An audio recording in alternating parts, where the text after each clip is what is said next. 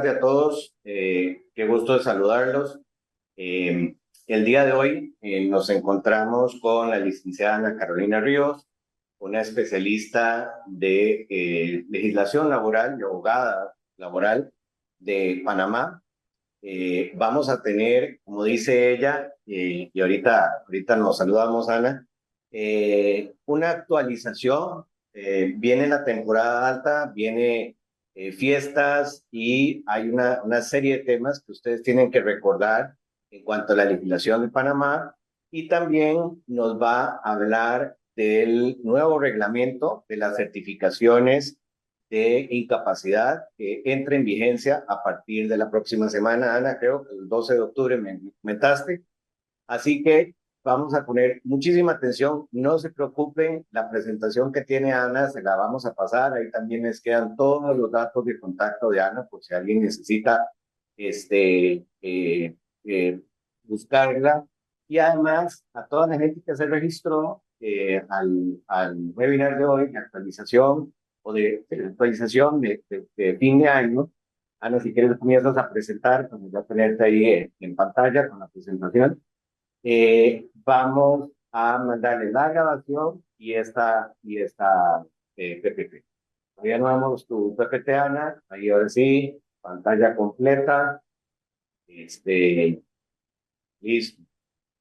Ana, qué gusto saludarte en esta tarde, aquí desde Costa Rica, tú allá en Panamá. Nada, cuéntanos, ¿cómo has estado? ¿Cómo estuvo el Congreso de Recursos Humanos que fue la semana pasada allá en Panamá? Y ahora sí, todo Dios con esto de las implicaciones laborales de fin de año para... Bueno, Muchas gracias, Alex, por esta presentación bueno, saludos a todos los que nos acompañan la tarde de hoy. Gracias por su valioso tiempo y vamos a hacer que esto sea lo más productivo posible para todos. En efecto, estuvimos hace poquito en el Congreso Nacional de Recursos Humanos y fue como siempre una experiencia sumamente enriquecedora.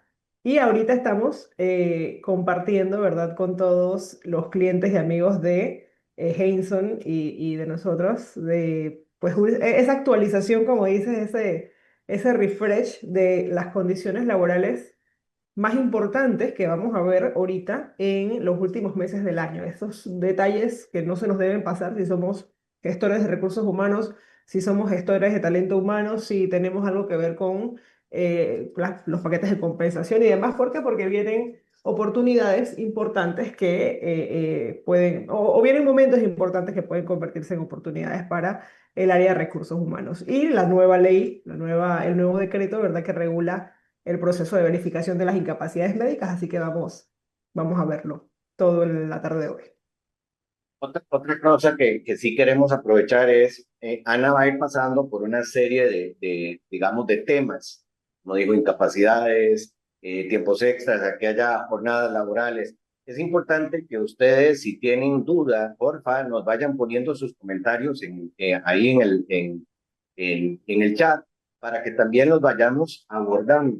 Entonces, si trabajan tipos de jornadas, qué hacen, no hacen, es importante aprovechar este tiempo. Como les dije, esta presentación les va a llegar, está bien, bien detallada, pero aquí más bien es aprovechar esta horita de consultoría que nos está brindando Ana Carolina de Venturia, Legal and Business Advisors, a que puedan ustedes sacar esas inquietudes. Como dijo Ana, viene la temporada alta. Entonces, algunas cosas tenemos que reformular, tenemos que cambiar para que no se nos vaya ¿cómo se llama? A olvidar nada en temas de pagos y demás. Y pues nada, también entender un poquito bien ese nuevo reglamento de los certificados de incapacidad. Ana, comencemos con la actualización. Así es, Alex. Muchas gracias. Vamos a dar inicio de inmediato y simplemente reitero lo que les dice Alex. La idea es que esto sea lo más interactivo posible. Hay mucha información que luego les vamos a compartir, ¿verdad? Pero la idea es que podamos ir atendiendo sus dudas. Si tienen prácticas puntuales que ponen en práctica ahora, y valga la redundancia, a fin de año, cómo manejan las contrataciones temporales, cómo pagan las horas extras, todos esos detallitos o esas dudas puntuales que tengan sobre estos temas pueden irlas dejando en el chat y así conforme vayamos avanzando, ¿verdad? Te las podemos ir resolviendo en el momento. Ya vieron nuestra página de presentación. Básicamente el contenido que vamos a ver hoy es un repaso rápido por lo que es la jornada de trabajo, lo que es el salario y obviamente eso nos lleva al tema que nos interesa el día de hoy, que es los recargos al salario. Vamos a ver también cuáles son estos próximos feriados que vienen en noviembre y en diciembre específicamente y rápidamente cuáles van a ser los feriados del próximo año 2026. Vamos a conversar rápidamente también sobre el aguinaldo navideño y aquí es muy importante, sé que también nos acompaña bastante gente de Costa Rica, importante diferenciar entre el aguinaldo que aplica en Costa Rica y el aguinaldo que aplica en Panamá según lo que es el Código de Trabajo y la regulación de seguridad social, los contratos definidos, cómo deben manejarse de forma correcta, sobre todo ahora que viene la temporada alta y que muchas veces la demanda laboral implica que contratemos personas por un tiempo bastante corto, la guía para la verificación de incapacidades y finalmente pues vamos a compartir con ustedes nuestras recomendaciones. Siendo así, vamos a iniciar rapidito, ¿verdad?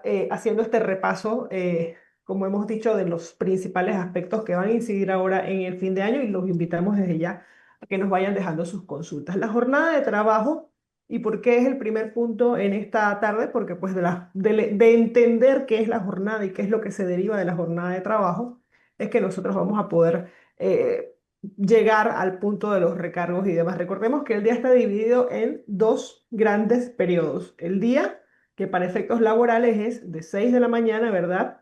A 6 de la tarde. Y finalmente la jornada de la noche o la jornada nocturna, que es de 6 de la tarde a 6 de la mañana. ¿Qué es la jornada de trabajo según el Código de Trabajo? Es todo ese tiempo que el trabajador, que la persona que brinda el servicio y que recibe una remuneración, está a cargo o está, perdón, a disposición de ese empleador y que obviamente pues no está a disposición de absolutamente más nadie o no puede disponer libremente de su tiempo. Ya les dije, hay dos jornadas que viene a ser la del día, ¿verdad? Y la jornada nocturna. Las jornadas de trabajo tienen límites y estos límites de alguna forma también van a representar o van a resultar en cuáles son las implicaciones que tiene cada una de las jornadas. La jornada ordinaria, para empezar, ¿verdad? Puede ser tanto en el día como puede ser en la noche y la jornada ordinaria es la jornada base, la jornada que está en el contrato de trabajo. Es decir, el momento específico en el que la persona va a permanecer al servicio de su empleador. ¿Qué sucede cuando se acaba la jornada ordinaria y trasciende la prestación del servicio? Bueno, entonces entramos en lo que es la jornada extraordinaria. Ya al hablar de jornada extraordinaria o de horas extras, tenemos que empezar a hablar, ¿verdad?, de los recargos. El recargo de esa hora extra, y quisiera saber de repente quienes están con nosotros ya, si nos pueden empezar a compartir qué, qué tipos o qué manejo le dan a las horas extras dentro de sus organizaciones. La hora extra tiene un recargo importante en Panamá.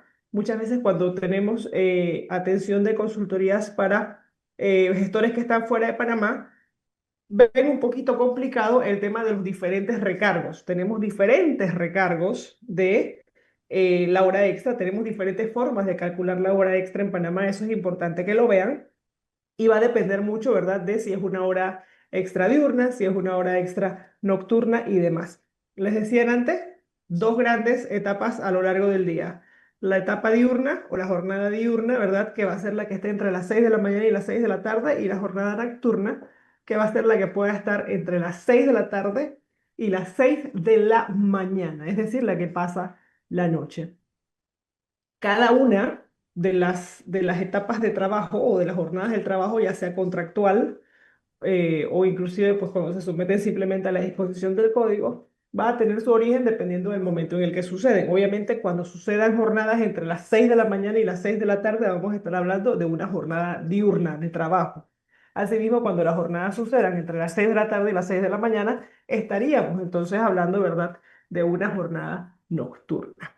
¿Qué otra jornada tenemos en nuestra legislación? Que es la jornada mixta, la que de alguna forma, ¿verdad?, puede ocupar un espacio en ambos tipos o en ambas etapas del día, es decir, que puede formar parte de la jornada diurna y también de la jornada nocturna.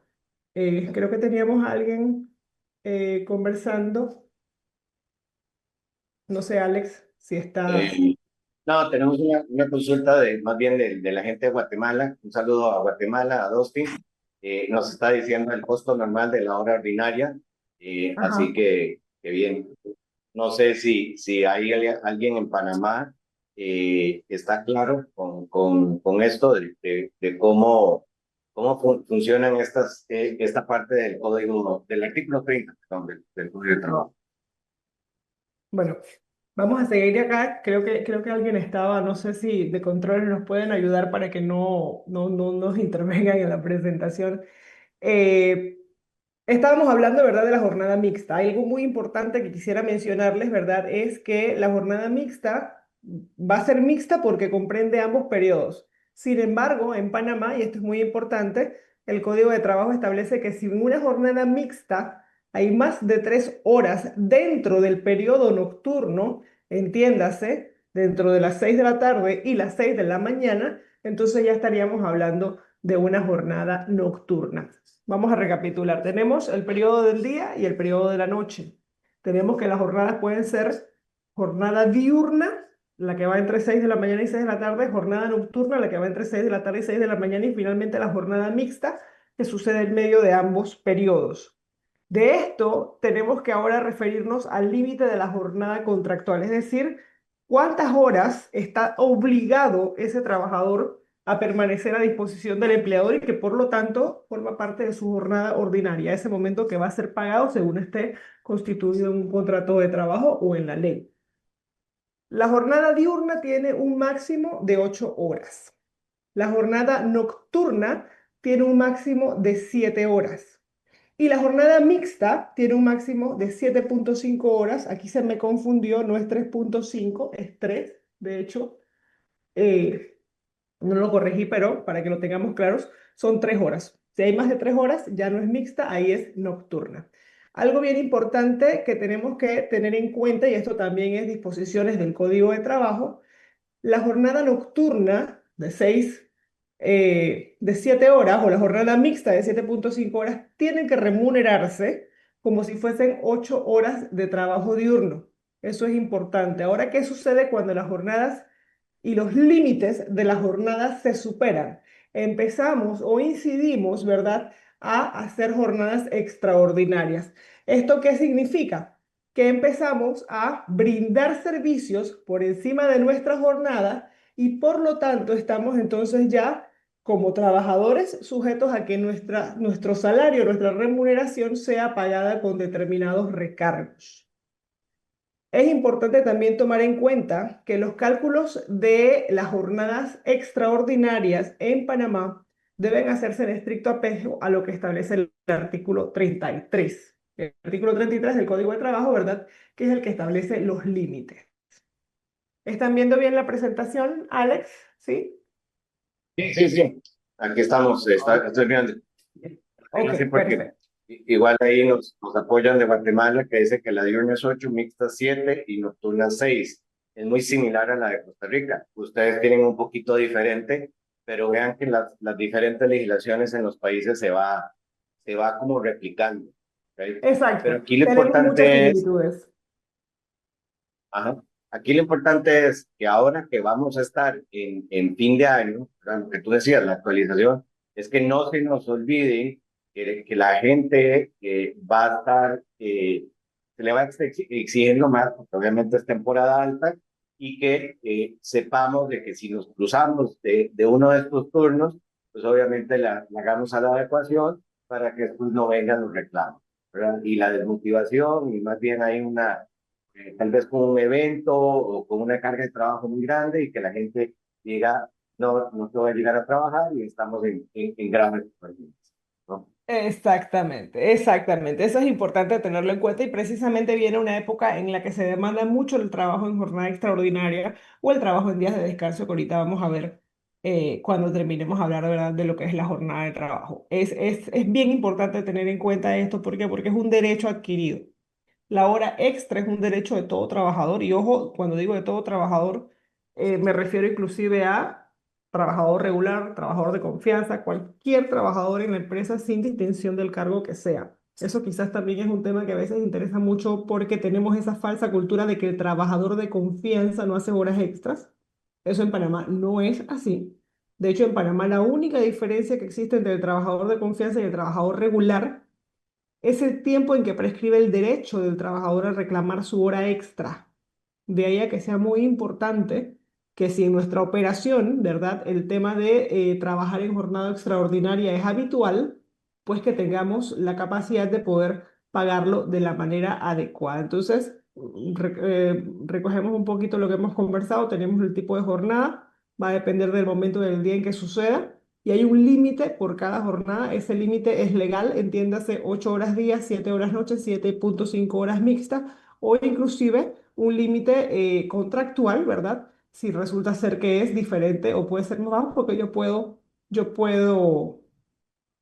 hacer contratos de jornadas de trabajo más bajas de los límites contractuales, obviamente lo que no puedo es superarlo.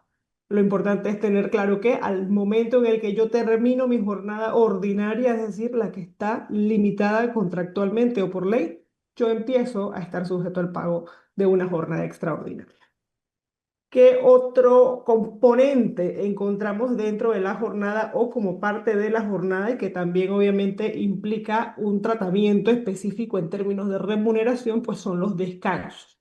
Tenemos tres tipos de descansos, obviamente habrán más descansos, obviamente hay otro tipo de suspensiones que se pueden establecer dentro de la relación laboral. Sin embargo, hay tres descansos con los que nace la jornada según el código. Básicamente es el descanso entre jornada, es decir, la hora de almuerzo que tenemos que tener todos los trabajadores. Eso viene del artículo 39 del Código de Trabajo. Tenemos el descanso semanal, es decir, el Código de Trabajo, artículos 40 y 41 dice que todo trabajador debe tener un descanso a la semana. Y finalmente el descanso obligatorio, ¿verdad?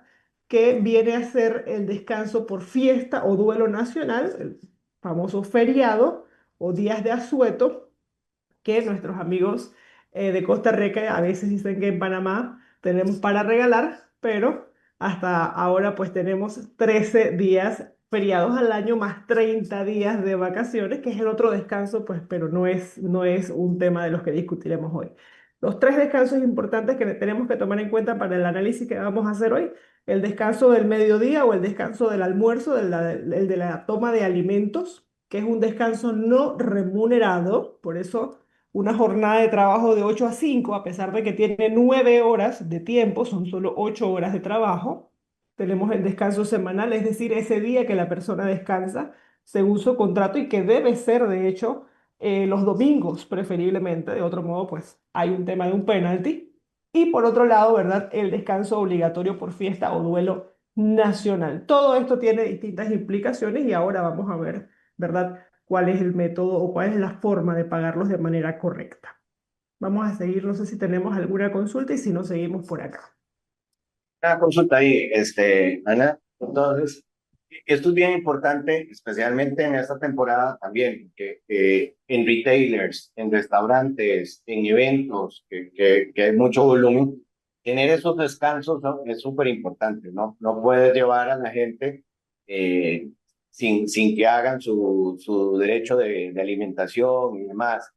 Entonces, eso es bien importante de que yo espero que, digamos, que la gente de Panamá lo esté considerando. Aquí igual es muy similar, un poquito menos de días de vacaciones. Nosotros tenemos 12 días, más dos del cada domingo, son 14 días, un poco menos de feriados también, pero me llama la atención que en Guatemala que dicen que sí se pagan los 30 minutos de almuerzo, ¿sí? Ah, bueno, Entonces, interesante.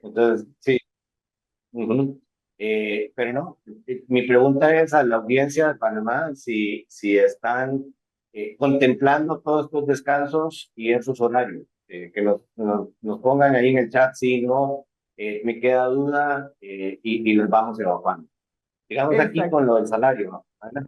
Exactamente, continuamos con el salario. El descanso es importante. Ojo, en Panamá la hora de descanso esa, que puede ser media hora, máximo 2 horas, que es la hora de la toma del almuerzo, no se paga. En Panamá no es pagada. Sin embargo, eh, hay funciones, ¿verdad? Que por la naturaleza, o hay cargos que por la naturaleza de las funciones que tiene, no puede abandonar el puesto de trabajo para tomar sus almuerzos. Entonces, de alguna forma, tiene permitido tomar su almuerzo dentro de la jornada y ese sí se considera que es un tiempo sujeto a salario, ¿verdad? Ahí obviamente pudiésemos pensar en jornadas que terminan más temprano o personas que eventualmente entonces ven jornada extraordinaria porque pasaron su almuerzo eh, al servicio del empleador. No obstante, por disposición de la norma, lo ideal es que cada quien tenga su descanso en medio de la jornada para ingerir alimentos en la jornada nocturna. De hecho, puede ser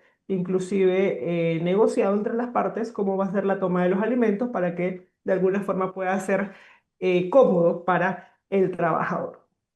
Habiendo identificado lo que es una jornada ordinaria, lo que es una jornada extraordinaria y cuáles son los descansos que yo tengo a lo largo de mi jornada de trabajo, ¿verdad? O dentro de las sucesivas jornadas de trabajo, vamos a entrar ahora a entender lo que es el salario, ¿verdad? Para finalmente pues ver los recargos del salario. Sabemos todos que es el dinero en efectivo que recibe este trabajo y cuando digo en efectivo me refiero a la moneda, no obstante sabemos que los pagos de salario se pueden hacer hoy ya sea mediante un cheque, mediante dinero en efectivo o lo usual que es mediante transferencias bancarias. ¿Qué es el salario? Lo que recibe el trabajador, ¿verdad? En función o a cambio de la prestación del servicio específico que esta persona desempeña.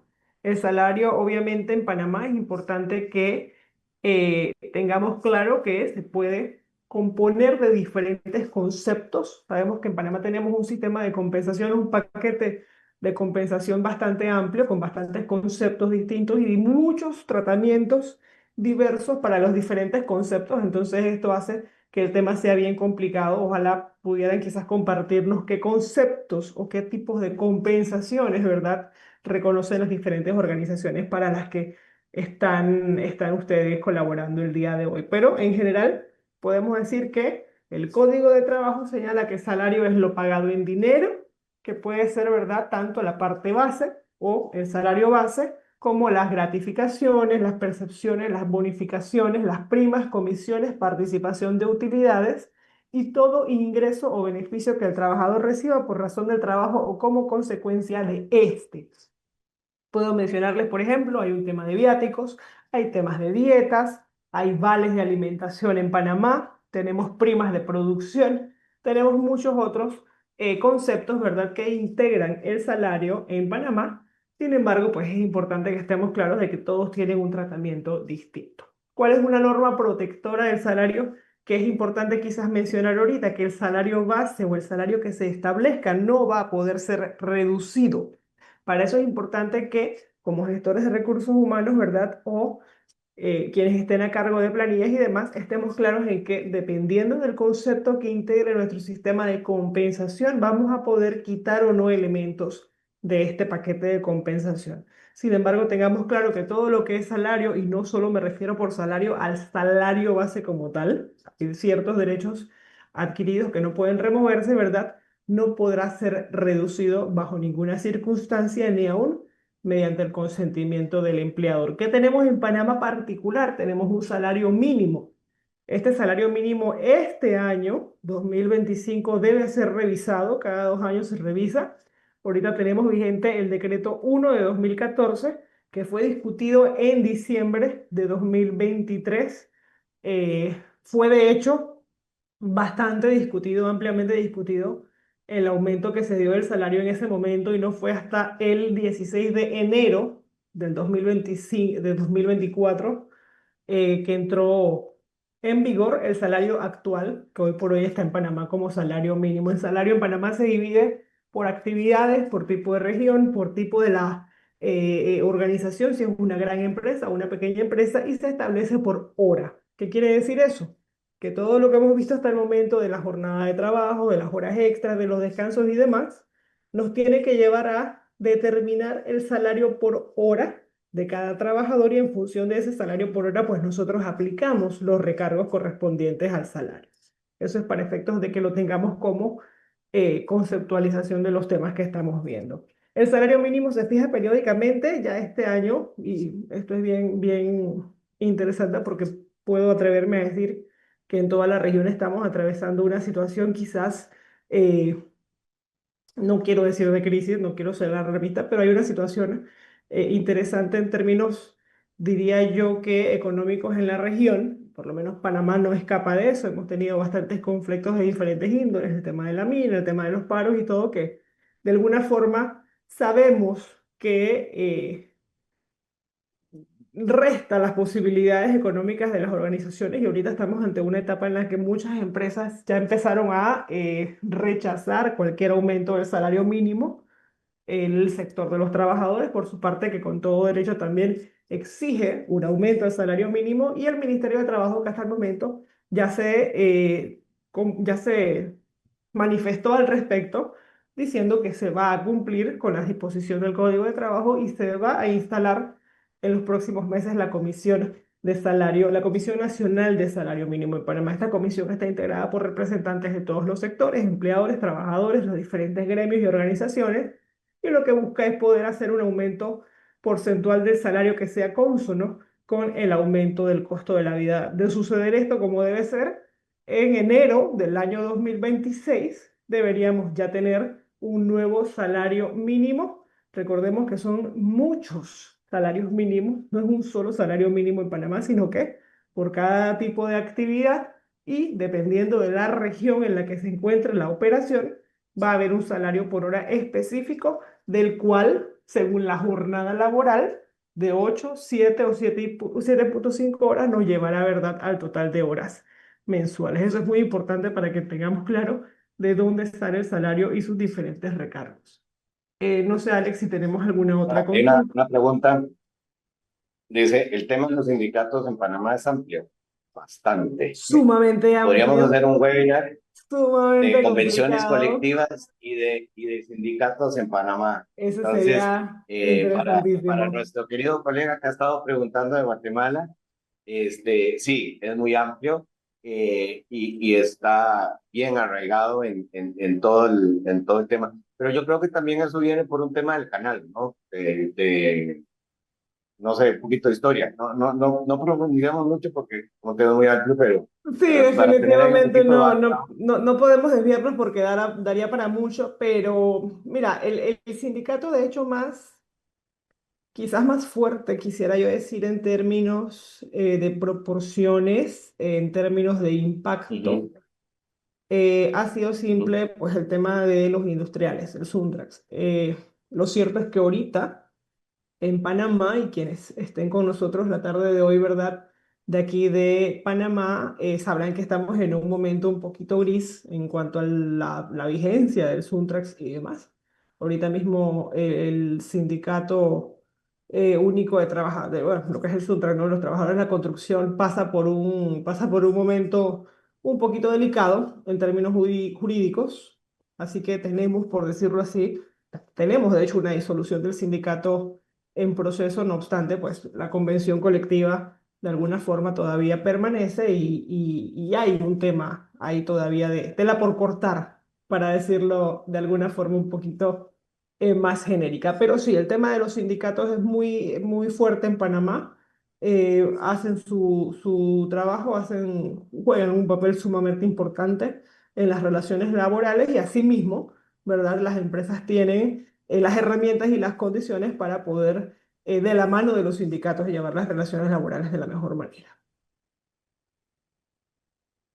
Ahí Milena dice, aquí en Panamá el salario mínimo impacta fuertemente a las empresas, que la mayoría de su planilla de trabajadores gana este salario. Es correcto, Sí, es creo que correcto, Milena está ahí por tu lado, y sí, así es, correcto.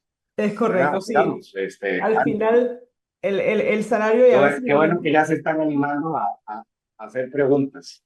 compartan sus preguntas porque esto hace que esto sea mucho más entretenido y que sea mucho más eh, efectivo en términos de conocimiento. Mira, algo bien importante es que a veces consideramos que el aumento del salario mínimo es mínimo, valga la redundancia, porque a veces son dólares lo que sube una jornada.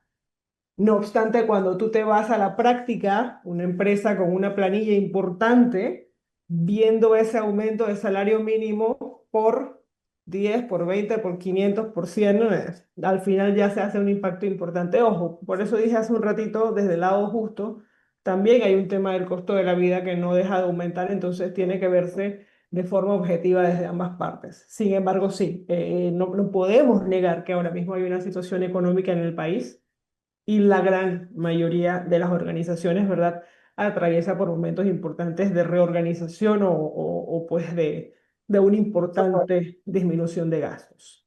Pero sí, hablábamos del salario mínimo, entonces en este sentido, algo muy importante es, aun cuando los esquemas de compensación estén compuestos de diferentes conceptos, algo que tiene que tener muy claro la empresa es que el dinero que la persona reciba en efectivo, es decir, esa porción de su compensación, que ya sabemos que puede incluir salario, bonificaciones, comisiones, gratificaciones y todo lo demás, no debe ser menor del salario mínimo legal. Es decir, si una persona gana un paquete de compensación de $1.000 y el salario mínimo de su operación es $750, bueno, ese trabajador no debe recibir menos de ese monto en dinero. Yo puedo complementar mi esquema de compensación con otros montos siempre que esté permitido, ¿verdad? Sin embargo, nunca va a poder ser menos del salario mínimo, la cantidad que esa persona reciba en dinero. Esto hay que tenerlo bastante claro. Habiendo entendido entonces ahora qué es el salario y que en Panamá lo pagamos por hora, vamos a hablar, ¿verdad?, sobre lo que son las horas extras. Es decir, vamos a empezar a entender los recargos. Yo les decía, una de las cosas más importantes, uno de los aspectos que más se conversan en Panamá es que tenemos diferentes recargos para nuestras horas extras. No es que todas las horas extras tienen un recargo específico, tenemos tres recargos distintos, tenemos inclusive un recargo para cuando estamos por encima de los límites que establece el Código de Trabajo en términos de horas extras. Hay legislaciones especiales. Quisiera saber si quizás está con nosotros alguien cuya organización pertenezca a algún régimen especial. Te puedo poner, por ejemplo, Alex, en Panamá Pacífico, las empresas que estén bajo el amparo de la ley que crea la Agencia de Panamá Pacífico, que es una zona económica especial, tienen un beneficio y es que solo pagan un único recargo del 25%. Es decir, sin importar en qué momento o en qué jornada suceda la hora extra, el recargo siempre va a ser de 25%. No obstante, las empresas que no operan dentro de un régimen especial o que no están sujetas o amparadas por alguna ley especial que incentive, ¿verdad? Tienen que pagar las horas extras como dice el Código de Trabajo. ¿Y qué dice el Código de Trabajo? Bueno, básicamente cuando una hora sea diurna, es decir, cuando sea una hora extra que suceda antes de las 6 de la tarde o hasta las 6 de la tarde, va a recibir un recargo del 25% sobre el salario. ¿Qué dijimos en antes? El salario se establece por hora, es decir, que yo me tengo que ir al contrato de trabajo y del salario mensual obtener, según la jornada de trabajo, ese salario por hora, que es el que yo finalmente voy a tener que recargar. Dice el código que cuando la jornada extra suceda después de las 6 de la tarde, es decir, cuando sea una jornada que sucede en periodo nocturno o que sea una jornada mixta, ¿verdad? Que venga del periodo diurno, es decir, entre a las 11, 10, 11 de la mañana y estoy saliendo a las 6, 7 de la noche, y ahí yo tengo una jornada mixta que inició en el día y me extiendo, ya no va a ser un 25%, sino que va a ser un 50% sobre el valor de la hora. Y finalmente, cuando sea una jornada, una hora extra de jornada nocturna, es decir, trabajé entre 6 de la tarde y 6 de la mañana y me excedí, ya el recargo va a ser de 75%. O inclusive una jornada mixta que inició en periodo nocturno, entiéndase, alguien que empezó a trabajar a las 4 o 5 de la mañana, su extensión de jornada va a tener un recargo del 75%. Estos son los tres recargos base para las horas extra. 25% si es diurno, 50% la nocturna o la mixta que venga de diurno y 75% la extensión de una nocturna o de un mixto que venga del periodo nocturno. Ahora bien, ¿qué dice el Código de Trabajo? Que solo se puede trabajar 3 horas extra al día y no más de 9 a la semana. ¿Qué sucede cuando un trabajador presta más de 3 horas extra al día o excede las 9 horas semanales? Bueno, que además del recargo que ya su hora extra lleva, va a tener un recargo de 75% adicional. Entonces es muy importante que en fin de año, en este momento importante que viene en el que sabemos que la demanda laboral crece un poquito y que eventualmente las necesidades del personal también crecen, es importante tomar en cuenta cuáles son las reglas para el pago correcto de la hora extra. Importante tener en cuenta algunos conceptos varios. No se permite en Panamá o no está regulado en Panamá los arreglos flexibles de jornadas que impliquen trabajar más allá del límite sin que esto sea hora extra. A veces hacemos acuerdos para cortar el sábado o para cortar un día a la semana y trabajamos de más. Bueno, eso no es correcto. Eso no está conforme a la regulación en Panamá y podrían estar incidiendo en jornadas extraordinarias. Eso en los términos de las horas extras para que lo tengan pues bien claro. Son recargos y estos recargos van incrementándose conforme a la jornada. ¿Eh? Te escucho, Tenemos Alex. una consulta. Dice, el decimotercer mes se trabaja extras en los meses de septiembre, octubre y noviembre. ¿Se reconoce en el mes de diciembre o se reconoce hasta... No, te perdí la pregunta al final.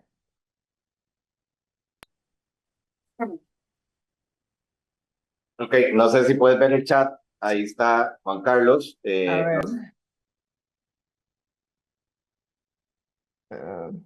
El decimotercer. Ajá. Se trabaja extra en los meses de septiembre, octubre, noviembre. Se reconoce. Sí, a ver. El decimotercer mes, de hecho, ahorita vamos a hablar del decimotercer mes. Una de las secciones es el aguinaldo y el decimotercer mes de diciembre. Lo cierto es que el decimotercer mes de diciembre, que se cobra el 15 de diciembre, proviene o es el resultado de contemplar todo lo que ese trabajador cobró desde el 16 de agosto de 2025 y hasta el 15 de diciembre de 2025. Entonces, si esta persona estuvo cobrando horas extras en agosto, septiembre, octubre, noviembre, e inclusive quizás algunas horas extra de diciembre, si ya han sido pagadas al 15 de diciembre, deben formar parte del decimotercer mes que esa persona va a cobrar. Eso es importante tenerlo en cuenta. Si con esto respondemos tu pregunta. Pero sí, estamos claros ya con la jornada extraordinaria. Las horas extra, en efecto, tienen un recargo importante en Panamá y va a depender de la hora en que incida la jornada extraordinaria y sobre todo del tipo de jornada que estemos prolongando. Ese es uno de los recargos más importantes. ¿Por qué? Porque dadas las circunstancias de la temporada alta y del fin de año, sabemos que ciertas industrias, los restaurantes, los almacenes, los centros de esparcimiento, los moles, los centros comerciales, muchas empresas, los comercios en general, ven una demanda importante en fin de año y pues esto los lleva a necesitar eventualmente que el personal trabaje en jornadas extraordinarias. La manera correcta de hacerlo, observando en efecto los números que nos establece el Código de Trabajo y respetando también los límites de la jornada extraordinaria. ¿Qué otro recargo tiene nuestro salario y qué es un recargo que vamos a ver en los próximos meses? Bueno, el recargo por el trabajo en el día de descanso. Tenemos dos descansos que son remunerados. Recordemos que no remunerados, voy a corregir, tenemos dos descansos importantes que impactan o que generan una remuneración. El primero es el descanso semanal obligatorio que no es remunerado. Es decir, ese séptimo día en la semana que yo tengo libre porque es mi día de descanso. Por regla general es el domingo. No obstante, hay operaciones que no cierran los domingos, entonces sus trabajadores tienen su día de descanso en un día distinto del domingo. ¿Qué dice el Código de Trabajo con respecto al trabajo en este día de descanso semanal, en este día de descanso que yo debo poder descansar según mi contrato de trabajo? Que cuando un trabajador tenga que prestar servicios en ese día de descanso, ¿verdad? Su salario va a ser pagado el de ese día con un recargo del 50% sobre ese salario. ¿Y qué va a suceder además? Que ese trabajador tiene el derecho de que yo como empleador le dé otro día de descanso. Entiéndase, usted tiene una jornada de lunes a sábado regular, sin embargo, llegó diciembre y usted necesita operar todos los días, incluyendo los domingos, entonces usted le pide a su trabajador que trabaje el domingo. Como el domingo no es pagado, le tiene que pagar su jornada de trabajo, tiene que recargársela con un 50% de recargo porque usted le está trabajando, le está poniendo a trabajar su día de descanso y adicionalmente le tiene que garantizar otro día de descanso la semana siguiente. Si usted no va a permitirle ese otro día de descanso, entonces tiene que aplicarle un 50% de recargo al trabajo del día de descanso como compensatorio. Muy importante, este es el descanso semanal, es decir, el domingo. Muchas veces preguntan, sí, pero es que yo abro los domingos y el señor descansa los martes. ¿Le tengo que recargar el domingo? Es correcto. El Código de Trabajo habla que el trabajo en domingo o día de descanso semanal va a ser remunerado con un 50%. Hay, asimismo, como hablábamos de las horas extras, algunos regímenes especiales que permiten que cuando contractualmente el día de descanso no sea el domingo, ¿verdad? Yo pueda omitir ese 50% de recargo por trabajar el día domingo y solo lo tendría que pagar si el trabajador trabaja su día de descanso, que pues de no ser domingo va a ser cualquier otro día de la semana. Este es el descanso semanal, es decir, el día 7 de la semana que la persona tiene la posibilidad de descansar y que no es remunerado. ¿Cuál otro descanso tenemos y es de carácter obligatorio? El descanso de los feriados. ¿Qué dice la norma? Que cuando un trabajador deba prestar servicios en un feriado que es remunerado, aquí es importante tomarlo en cuenta, en este caso sí es remunerado, cuando la persona trabaja en el día feriado, entiéndase, 3 de noviembre, que ya viene pronto, va a tener que recibir el pago de su salario, es decir, el día de trabajo con un recargo del 150% sobre el salario. Es el famoso día a 2.5.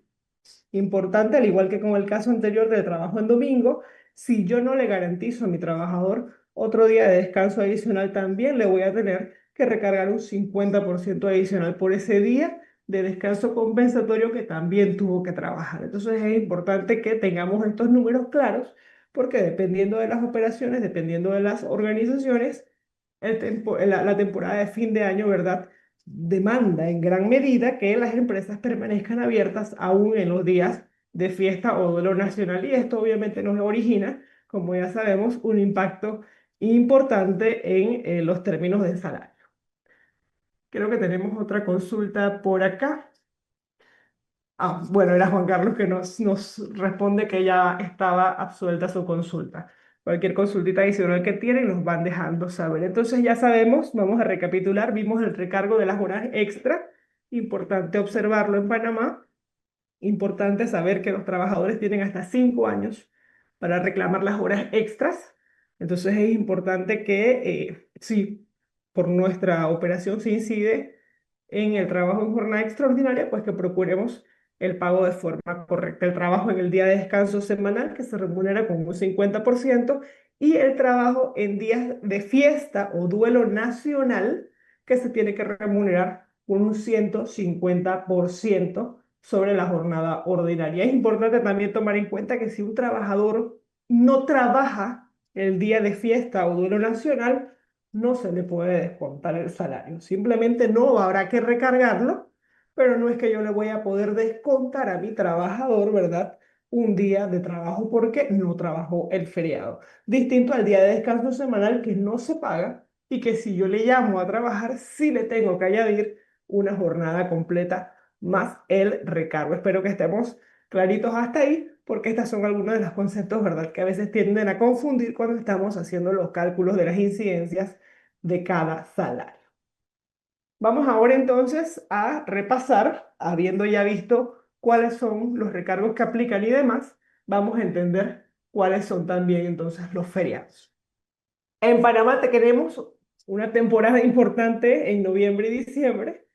Vamos a tener en estos próximos meses 7 feriados. Es importante que lo tengamos en cuenta. Tenemos el 3 de noviembre, que cae el lunes. 5 de noviembre, que cae miércoles. Importante, el 4 de noviembre, que es el Día de la Bandera en Panamá, no es feriado, es un día de trabajo habitual. No obstante, ¿verdad? Y dado que pues está en medio de dos importantes feriados, es habitual que de alguna forma la empresa otorgue este día, otorgue permisos especiales. El día puede ser descontado de vacaciones, puede darse como un permiso remunerado. Importante, recordemos que nosotros no tenemos la compensación, es decir, yo no puedo pensar en que mis trabajadores van a trabajar un par de horas extra todos los días para pagar ese día. ¿Por qué? Porque eso no es permitido. Vemos y sabemos que lo hacen, por ejemplo, en las instituciones públicas. Sin embargo, sabemos que las instituciones públicas en Panamá no se rigen por el Código de Trabajo, y en caso de que nosotros hagamos estas prácticas en una empresa, estaríamos corriendo el riesgo de estar incidiendo en jornadas extraordinarias. Recordemos que aun cuando el trabajador esté de acuerdo en trabajar horas extras sin cobrarlas, esto no es permitido y usted va a tener ahí un riesgo importante de reclamos. El 4 de noviembre, como les decía, no es feriado, pero se presta para implementar algún tipo de alternativa. Luego tenemos el 10 de noviembre, que cae el lunes también, es el grito, la fiesta del grito de la Villa de los Santos. El 28 de noviembre tenemos ya el último día feriado del mes, que viene a ser parte de lo que son las gestas de independencia en Panamá. Finalmente tenemos en diciembre, el 8 de diciembre, Día de la Madre, 25 de diciembre, Navidad, son días de fiesta, y el 20 de diciembre, que es un día de duelo nacional, donde se conmemora, ¿verdad?, la memoria de quienes fueron víctimas del movimiento de diciembre del 89, pues cuando Panamá sufrió de una invasión. Entonces ya sabemos algunas, ¿verdad?, de las fechas importantes que vienen de aquí a que se acabe el año en términos de feriados. Ya saben, son 7 días, todos caen en semana. Esto es importante. Si un día feriado cae en un domingo, por ejemplo, hay otra disposición distinta que aplica. Creo que la vamos a ver aquí. Exactamente. ¿Qué pasa? Aquí les Sí, estoy ahí hay una adelantando. consulta, Javier. Para ver. Dice, ¿cómo se paga el día libre trabajado sabiendo que no tomará otro día libre? Ok, el día libre trabajado, es decir, yo lo traje el domingo, que no era un día de trabajo para usted, era su día de descanso semanal. Primero, esa jornada no está pagada, así que hay que pagar la jornada completa. Adicionalmente, esa jornada completa se va a pagar a 1,5 porque ella dice que tengo que darle 50% sobre ese día. Si yo no voy a garantizarle a mi trabajador otro día de descanso en la semana siguiente, y ojo, esto es un día de descanso distinto al día de descanso habitual. Ahí es muy importante. Yo no compenso por otro descanso. Debo compensar por un día de trabajo. De ahí a que las empresas en la práctica compensan de forma inmediata ese otro día de descanso porque no lo van a dar. Es decir, que se pagaría al 2%, al 200%. Las 8 horas base, un 50% por ser día domingo o día de descanso, y el otro 50% adicional porque no te voy a dar el siguiente día de descanso. No sé si me explico. Es un día, por decirlo así, al 200%. Gracias, dice. Perfecto, Mabel. Así esta es la forma de pagar. Aquí, ¿qué les quería decir con los feriados del 2026? No, ¿Tenemos una pregunta? ¿No? no, mira yo. No, ok. Nos quedan 10 minutitos. No sé bueno, ya estamos viendo esto del 2026. Si nos vamos a lo del nuevo reglamento. Vámonos para el Y como reglamento les digo, nuevo. si quieres pasas las filminas, ahí está la información de Ana y la pueden buscar y Exactamente. ¿Qué pasa con el 2026? Vamos a tener un día feriado en domingo. ¿Y qué nos dice la norma? Que cuando el día feriado caiga en domingo, el lunes siguiente se habilita como domingo. Aguinaldo, aquí voy a decirles rapidito para que quizás lo tengan en cuenta. El aguinaldo en Costa Rica no es igual que el aguinaldo en Panamá. Aquí lo que tenemos es el 13º mes, que ya lo mencionamos en antes. El 13º mes de diciembre puede ser inclusive mejorado y eso no es un derecho adquirido, pero el aguinaldo sí es dinero que se da una vez al año por motivos de una fiesta religiosa o de Navidad. Es decir, es ese bono navideño que yo le doy a mi trabajador en diciembre, se llama aguinaldo o gratificación. No paga seguro social, paga impuestos sobre la renta, no paga seguro educativo. No puede superar el 100% del salario. Si lo supera ya va a ser salario, entonces va a pagar seguro social y va a pagar seguro educativo. Y se considera solo para vacaciones, prima de antigüedad y licencia de maternidad. Del 13º mes ya hablamos, ya dijimos que es un derecho adquirido no salarial de todo trabajador. Y este 15 de diciembre, ¿verdad? Si la empresa quiere hacer alguna mejora, pues es totalmente viable. El contrato definido, voy a ser bastante rápida con el tema del contrato definido. Recordemos que viene temporada alta, muchas veces surge la necesidad de contratar personal de manera definida, que es importante que esté escrito ese contrato definido, que diga que es definido, que se establezca claramente por qué es definido, que no supere un año de vigencia y que tenga una justificación. ¿Cuál es la justificación de un contrato definido? Bueno, el contrato es definido porque voy a cubrir una vacante temporal porque hay alguien de licencia de maternidad. Voy a cubrir una vacante temporal por temporada alta y obviamente sabemos que si el día de mañana nos reclaman ese contrato vamos a tener que aprobar que en efecto había temporada alta. Es un proyecto nuevo, una nueva línea de negocios, una nueva sucursal que estamos abriendo y estamos contratando de manera temporal porque la necesidad es temporal. ¿Qué puede pasar si manejamos mal los contratos definidos? Bueno, puede pasar que pasen a indefinidos. ¿Cuándo pasen a indefinidos? Cuando celebramos un contrato definido y otro de manera sucesiva y otro de manera sucesiva y estamos en recurrencia de contratos definidos. Esto pasa a ser indefinido y los riesgos cambian. Cuando de repente tenemos un contrato definido, el contrato se acaba y permitimos que el trabajador continúe la prestación del servicio, ya estamos ante un riesgo importante de que el contrato pase a ser definido. Y finalmente, cuando pues se vea o se perciba que lo que estamos buscando es ocultar la antigüedad y demás. Vamos a hablar ahora de las incapacidades médicas estos minutos que nos faltan, porque yo sé que este es un tema bastante nuevo y muy interesante para todos. El reglamento de prestaciones de la Caja del Seguro Social dice que una incapacidad médica es ese documento que solo puede ser expedido por un doctor o por un odontólogo idóneo que de alguna forma, ¿verdad? Ha examinado a un paciente y que a su criterio profesional esa persona está en una situación de salud que no le permite realizar sus actividades habituales. Entonces, ¿qué expide esta persona, este médico idóneo? Una incapacidad médica. Aquí tenemos un ejemplo de cómo se ve una incapacidad médica, ¿verdad? Pues de un lugar, eh, una clínica privada. Esta es una incapacidad bastante común de las redes sociales de un famoso diputado nuestro que la presentó.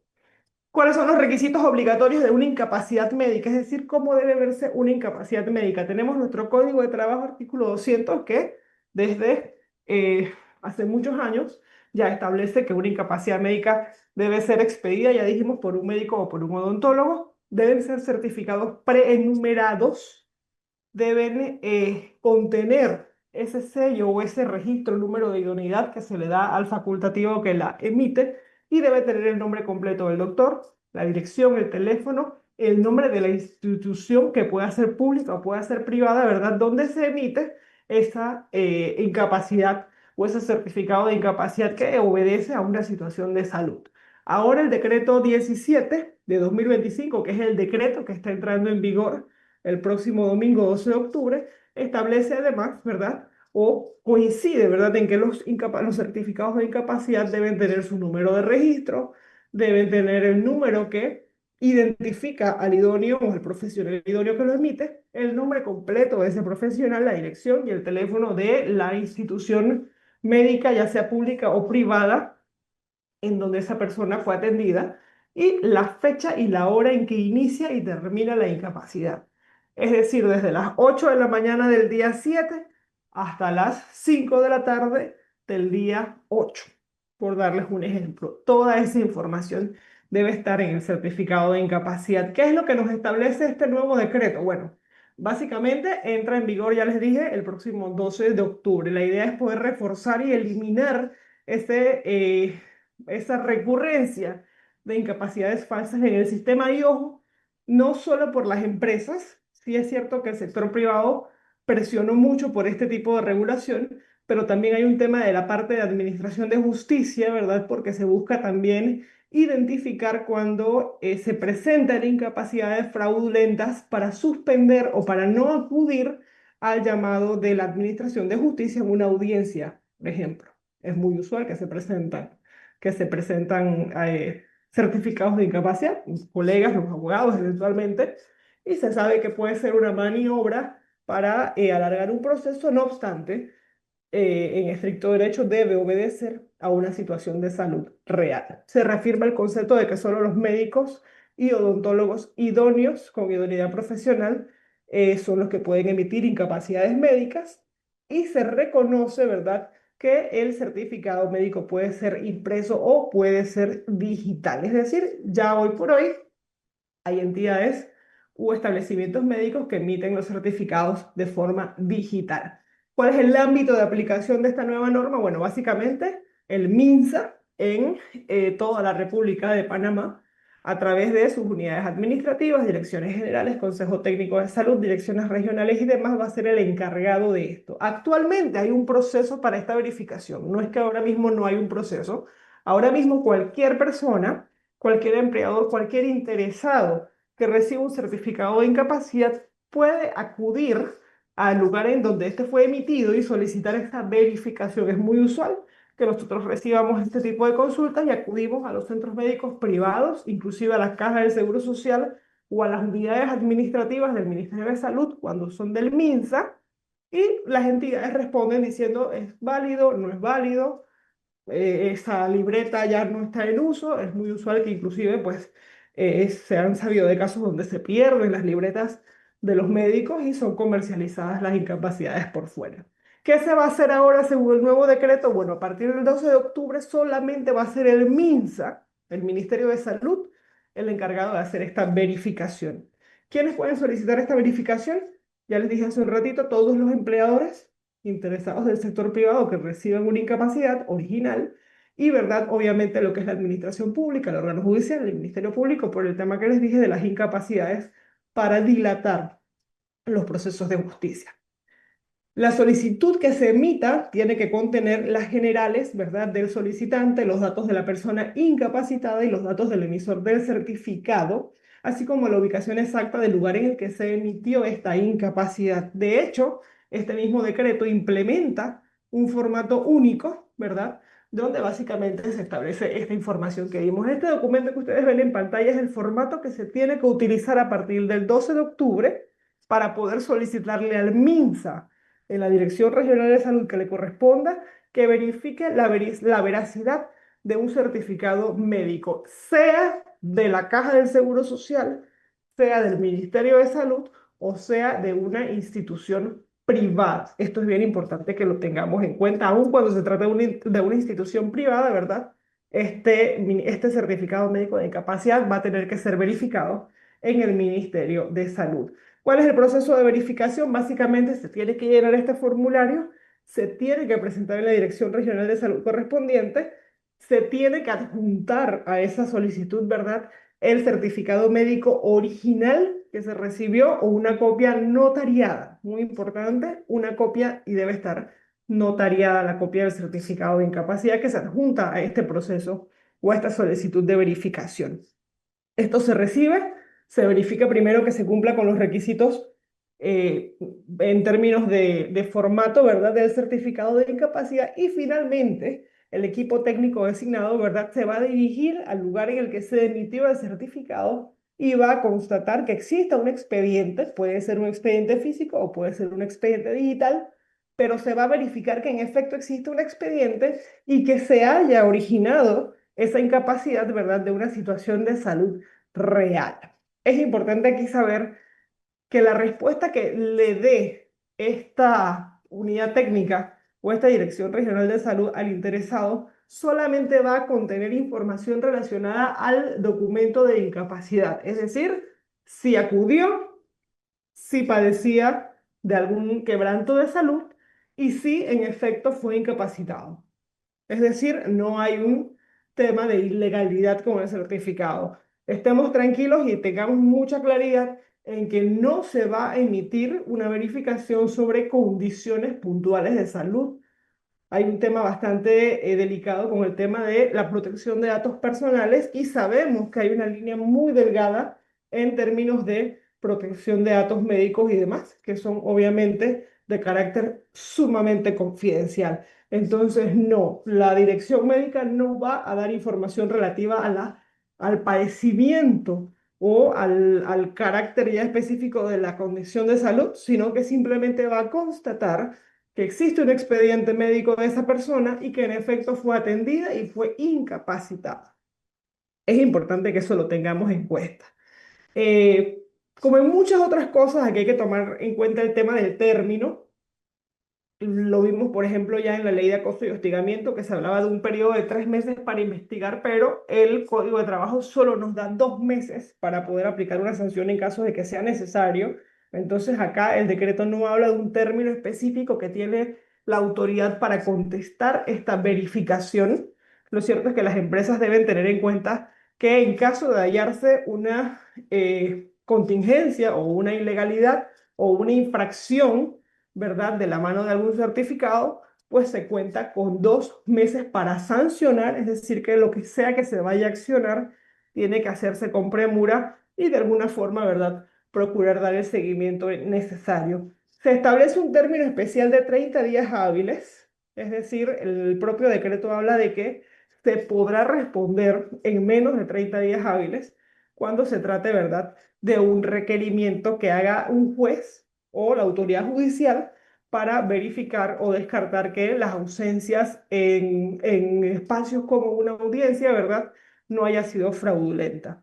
Esto obviamente nos deja un poquito atados de manos cuando se trata de una verificación privada que haga una empresa o un empleador, porque no tenemos un término mínimo establecido y habrá que estar quizás encima de esa verificación para que no vaya a salir extemporánea y finalmente la empresa no pueda aplicar una medida sancionatoria en caso de que sea pues positiva la verificación porque ya se haya pasado el tiempo. Hay que tener muy en cuenta eso de que nosotros tenemos un término de 60 días o 2 meses según el Código de Trabajo.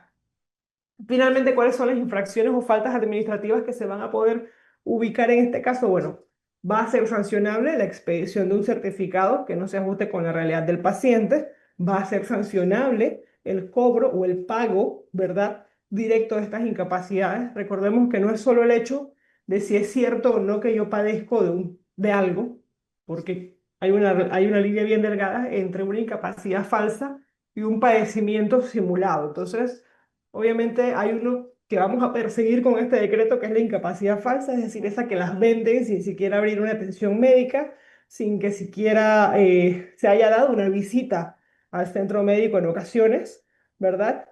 Y aquella incapacidad que llega a manos de un empleador y que a veces es evidente que no obedece a una condición médica real, sin embargo, esta persona sí acudió a un centro médico y sí fue atendido por un profesional idóneo que emitió la incapacidad. Entonces, hay dos aspectos importantes que hay que tomar en cuenta.